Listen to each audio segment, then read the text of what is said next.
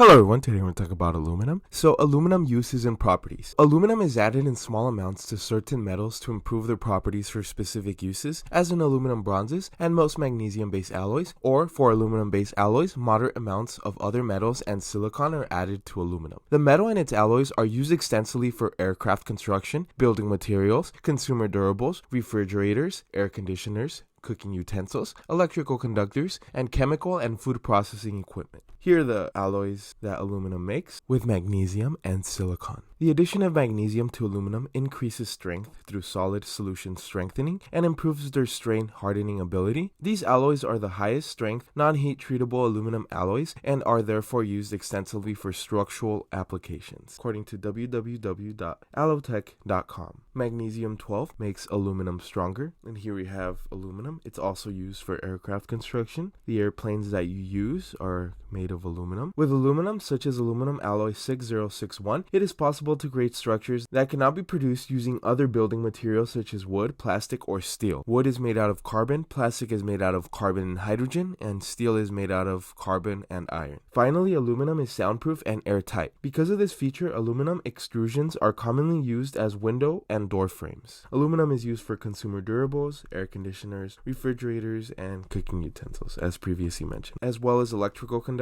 and food processing equipment. So here we have aluminum oxide. Aluminum oxide forms on the outside of the aluminum that's in contact with the oxygen outside. It oxidizes it to Al2O3. This is pure aluminum right here, Al. Pure aluminum, 99.996%, is quite soft and weak. Commercial aluminum, 99 to 99.6% pure, with small amounts of silicon and iron, is hard and strong. Again, as mentioned, silicon and iron. Iron is element number 26, and it's combined with silicon and aluminum to create stronger aluminum. So ductile and highly malleable, aluminum can be drawn into wire or rolled into thin foil. The metal is only about 1/3 as dense as iron or copper. Here's iron and here's copper. Ductile and highly malleable, aluminum can be drawn into wire or rolled into thin foil. The metal is only about 1/3 as dense as iron or copper. Though chemically active, aluminum is nevertheless highly corrosion resistant because in air, a hard, tough oxide film forms on its surface, as previously mentioned here. Aluminum is an excellent conductor of heat and electricity,